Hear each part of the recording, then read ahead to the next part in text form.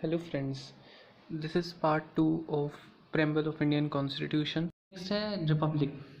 Republic में हमने आपको जैसे बताया कि मोनार्की होती है और रिपब्लिक का मतलब है कि रिपब्लिक का मतलब होता है कि wasting of political sovereignty in the people not in the single king. ठीक है, पॉलिटिकल सवर्निटी का मतलब जो राजनीतिक सप्रभुता है, राजनीतिक जो डिसीजन लेने वाली पावर है वो एक सिंगल पर्सन के पास ना हो जैसे मोनार्की के अंदर होता है, बल्कि लोगों के हाथ में हो।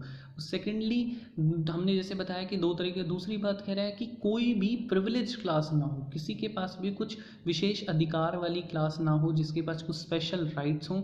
सभी पब्लिक ऑफिस, जितने भी पब्लिक ऑफिस हैं, चाहे प्रेसिडेंट का हो, प्राइम मिनिस्टर से लेकर छोटे से छोटा, बड़े से बड़ा, वो हर किसी सिटीजन के लिए बिना किसी डिस्क्रिमिनेशन के लिए ओपन है, कोई भी किसी भी तरह का भेदभाव नहीं है। ठीक है, तो नेक्स्ट है हमारा जस्टिस।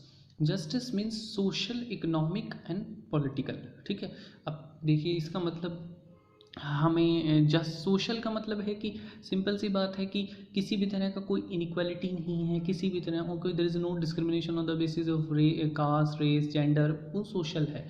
ठीक है, इकोनॉमिक जस्टिस का मतलब होता है कि हमने जो इकोनॉमिक फैक्टर्स के ऊपर, ठीक है, कि किसी भी तरह की हमने देखना कि हाँ ये अमीर है तो इसको इसके साथ ऐसा डील करेगी गवर्नमेंट, ये गरीब है तो कोई भी किसी भी तरह का, सभी को इक्वल अपॉर्चुनिटीज़ मिलेंगी।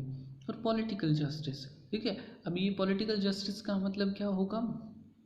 पॉलिटिकल जस्टिस का मतलब कि सभी को ही सेम वोट देने का अधिकार है, सेम इलेक्शंस लड़ने का अधिकार है। ठीक है, अब ये जो जस्टिस का जो आइडियल है वो रशियन रेवोल्यूशन से लिया गया है, ये क्वेश्चन भी बन सकता है। ठीक है, तो हमने देखिए एक तो सीरीज़ याद करनी है और थोड़ा थोड़ा सभी वर्ड्स के बारे में पता होना चाहिए। लिबर्टी का मतलब होता है कि किसी भी तरह का कोई भी रोकथाम नहीं है एक्टिविटीज़ के ऊपर। ठीक है, there is no absence of restraints on the activity of individual. ये नहीं कि इलीगल एक्टिविटीज़ नहीं, वो एक कोड होता है, मगर कि कुछ भी घूमना फिरना इन तरह के ऊपर। और सभी को इक्वल अपॉर्चुनिटीज़ हैं कि अब वो अपने आप की डेवलपमेंट कर सकें, अपनी पर्सनालिटी की डेवलपमेंट कर सकें।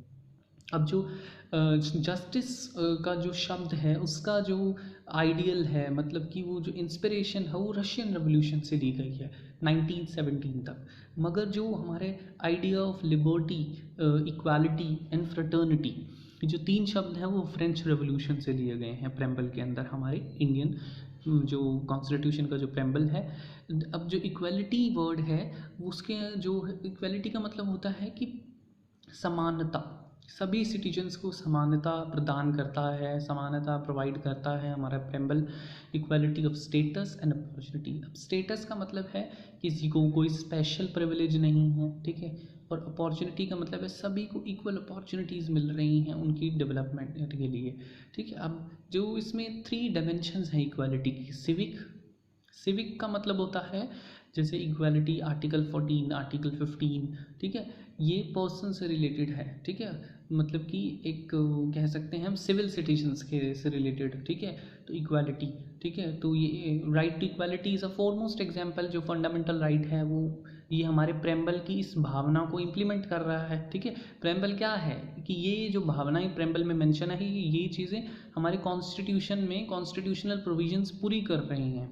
ठीक है, तो जो सिविक है वो फंडामेंटल, जो सिविक इक्वालिटी है वो right to equality is the foremost example.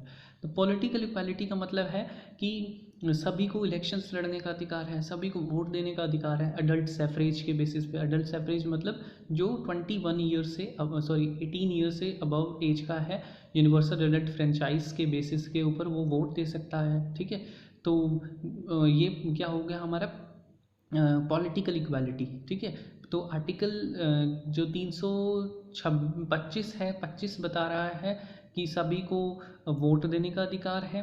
326 जो है वो बता रहा है कि जो लोकसभा या जो स्टेट असेंबलीज़ के इलेक्शंस हैं वो सभी लड़ सकते हैं, किसी तरह का उसमें कोई डिस्क्रिमिनेशन नहीं, तो वो पॉलिटिकल इक्वालिटी है। और जो इकोनॉमिक इक्वालिटी है इसके लिए, जैसे इकोनॉमिक इक्वालिटी के लिए आर्टिकल 39 है जो डीपीएसपी का, वो बताता है कि all the DPSP secures or to all men's and women's the the adequate means of livelihood, तो ये आप पढ़ सकते हैं। ये एक एग्जाम्पल है तीनों। तो हमारे लिए इतना डीप में जाना ज़रूरी नहीं है, मगर हमें पता होना चाहिए। सिविक का मतलब होता है कि सिविल सिटीजन्स के लिए। उसके बाद फ्रेटर्निटी का मतलब होता है कि कॉमन सेंस ऑफ ब्रदरहुड, कि एक भाईचारे की भावना, ठीक है, वो भी हमारे प्रेम्बल में डाली गई है कि ये भावना भी होनी चाहिए हमारे कॉन्स्टिट्यूशन में। अब ये कैसे होगी, जब पूरी कंट्री की सिंगल सिटीजनशिप होगी। सिंगल सिटीजन का देखिए बहुत सारी जो कंट्रीज़ हैं, जैसे अमेरिका है, वहाँ पर लोगों की डबल सिटीजनशिप है। एक तो उनको अमेरिका की सिटीजनशिप लेनी है, और जिस स्टेट में वो रहते हैं उधर की भी, जैसे लोग कोई हरियाणा का है, कोई दिल्ली का है, तो वो उस गवर्नमेंट, दिल्ली गवर्नमेंट से भी लेगा, स्टेट गवर्नमेंट से भी सिटीजनशिप लेगा। तो मगर इंडिया में क्या है, सिंगल सिटीजनशिप है। सिर्फ उसको एक इंडियन गवर्नमेंट की, सेंट्रल गवर्नमेंट की सिटीजनशिप चाहिए, और वो कहीं भी जा सकता है, कहीं भी रह सकता है, ठीक है। और ये जो भावना है फ्रेटर्निटी की, ये फंडामेंटल ड्यूटीज़ में भी जो है उसको प्रमोट करने के लिए डाला गया है कि जैसे it shall be the duty of every citizen of India to promote the harmony and the spirit of common brotherhood, कि किस तरीके से ये हर किसी सिटीजन की ड्यूटी है कि वो एक कॉमन, एक ऐसी भावना अपनाए कि जिससे सभी के बीच में भाईचारा बढ़े, बिना किसी ट्रांसेंडिंग का मतलब होता है बिना किसी रिलीजन को ध्यान में रखते हुए, बिना किसी रिलीजियस, लिंग्विस्टिक, रीजनल किसी भी तरह की डाइवर्सिटी को हमने ध्यान में नहीं रखना है, बल्कि हमने सभी को क्या देखना है कि सभी इंडिया के सिटीजन्स हैं। अब सिग्निफिकेंस के बारे में हमने 3-4 चीज़ें याद रखनी है कि कई बार क्वेश्चन आ सकता है कि which is the which are of the following are the most precious part of the constitution. तो प्रेम्बल है, सोल ऑफ द कॉन्स्टिट्यूशन भी कहते हैं, की टू द कॉन्स्टिट्यूशन भी कहते हैं, jewel set in the constitution भी कहते हैं, ठीक है। और इसमें हमारी जो संविधान सभा के जो मेंबर्स हैं उनके एक नोबल विज़न को डाला गया है कि किस भावना से वो हमारे संविधान को बना रहे थे, वो सारा कुछ प्रेम्बल में डाला गया है कि क्या ऑब्जेक्टिव्स थे उनके कॉन्स्टिट्यूशन के, क्या एम्स थे, वो सब कुछ प्रेम्बल में है। क्योंकि इसलिए तो इसे सार कहते हैं, इसे इंट्रोडक्शन कहते हैं, इसे एसेंस कहते हैं, ठीक है। तो जो नेक्स्ट है हमारा कि अब जो क्वेश्चन कई बार उठा कि प्रेम्बल हमारे कॉन्स्टिट्यूशन का पार्ट है या नहीं, तो सबसे पहले इसके ऊपर एक सुप्रीम कोर्ट की जजमेंट आई थी बैरोबरी यूनियन के केस के अंदर 1960 में। तो सुप्रीम कोर्ट ने उस टाइम उससे इसे पार्ट नहीं कहा था। सुप्रीम कोर्ट ने कहा था कि the preamble is not a part of the constitution. तो सिर्फ हमें इतना ही याद रखना ज़रूरी है। एक केशवानंद भारती केस है, इसके ऊपर ही मोस्टली क्वेश्चन बनता है। तो कि कौन से केस के अंदर सुप्रीम कोर्ट ने ये कहा था कि जो इंटीग्रल पार्ट है या पार्ट ऑफ द कॉन्स्टिट्यूशन है, तो हम केशवानंद भारती केस ही पहले लिखेंगे। यदि क्वेश्चन आ जाता है उसमें LIC केस भी लिखा होता है, केशवानंद भारती लिखा होता है, तो हम केशवानंद पे टिक करेंगे क्योंकि पहला केस ये है।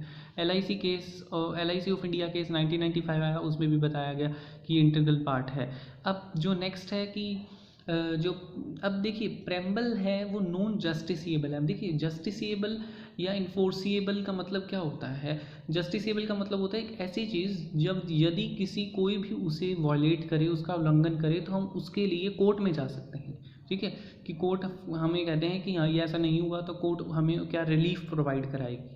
मगर नॉन जस्टिसिएबल का मतलब है ऐसा, अब मान लीजिए कि गवर्नमेंट कॉन्स्टिट्यूशन में ऐसा कुछ फॉलो नहीं हुआ या कुछ कोई प्रेम्बल की जो चीज़ है उसका वॉलेशन करता है किसी फीलिंग को, जस्टिस को, तो वो नॉन जस्टिसिएबल है। मतलब कि उसके लिए हम कोर्ट में नहीं जा सकते हैं। नॉन जस्टिसिएबल, नॉट इन्फोर्सेबल है, जिसको हम एनफोर्स नहीं करा सकते हैं, सिंपल सी बात है, कोर्ट ऑफ लॉ से, ठीक है। अब ना ही जो प्रेम्बल है वो सोर्स ऑफ पावर है लेजिस्लेचर का, और ना तो लेजिस्लेचर इससे पावर ले रहा है, ना ही लेजिस्लेचर की ये पावर्स को लिमिट कर रहा है, मतलब कि एक बाउंड्री बना रहा है। अब इसके ऊपर कुछ प्रैक्टिस क्वेश्चन है कि कौन सा जो है इसमें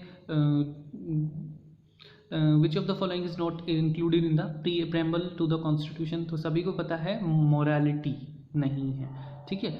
फिर उसके बाद नेक्स्ट क्वेश्चन है the language of the preamble is taken. अब देखिए इसमें ये चीज़ ऊपर फॉलो पूरा नहीं करेगी थी, तो ये भी क्वेश्चन पूछा जाता है कि जो लैंग्वेज है प्रेम्बल की वो ऑस्ट्रेलिया के कॉन्स्टिट्यूशन से ली गई थी, इसमें A है, ठीक है। तो नेक्स्ट है हमारा की नोट ऑफ द कॉन्स्टिट्यूशन। किसने प्रेम्बल को ये कहा है की नोट कहा है अर्नेस्ट बार्कर ने, ठीक है। तो ये पॉलिटिकल एंड सोशल थ्योरी कुछ बुक है, उसके अंदर इन्होंने अर्नेस्ट बाकर ने इन्हें की नोट ऑफ द कॉन्स्टिट्यूशन कहा है। The next is the which statement is not correct in case of sovereign India, ठीक है, कि India is not dependent on any country, ठीक है, तो ये तो सही है। अब उन्होंने क्या पूछा है, क्या सही नहीं है सोवरेन इंडिया से रिलेटेड, तो India is not a colony of any other country, ये भी सही है कि इंडिया किसी भी कंट्री की कॉलोनी नहीं है। India can give any part of the country to any country, तो ये भी सही है क्योंकि इंडिया एक सोवरेन कंट्री है, वो किसी से कोई हिस्सा ले भी सकता है और कोई दे भी सकता है। तो India is oblige to obey the UN in its internal affair. देखिए अब इसमें लिखा है कि इंडिया के लिए ये ज़रूरी है कि वो इंडिया यूएन के ऑर्डर्स को फॉलो करे और जो उसको फॉलो करे अपने इंटरनल अफेयर्स में, तो ऐसा कुछ नहीं है क्योंकि इंडिया एक सोवरेन कंट्री है, तो यही गलत है सोवरेन इंडिया से रिलेटेड, तो डी इज़ द आंसर, ठीक है। उसके बाद आ जाता है हमारा कि जो constitution of India derive its ultimate authority from people of India, क्योंकि ऊपर क्या मेंशन था, we the people of India, ठीक है, तो सी इज़ द आंसर, ठीक है। उसके बाद आ जाता है कि in which of the following basic aims and objectives of the constitution are discuss. Simple सी बात है, हम प्रेम्बल की बात करें तो प्रेम्बल है, इसमें हमारे जो संविधान सभा के जो मेंबर्स थे, कॉन्स्टिट्यूंट असेंबली के मेंबर्स के, जो उन्होंने एम्स सोचे थे कि क्या क्या ऑब्जेक्टिव्स हमने अचीव करने हैं जो कॉन्स्टिट्यूशन से, तो वो प्रेम्बल में मेंशन थे। So thank you for watching the next video और the lecture will be on union and its territory.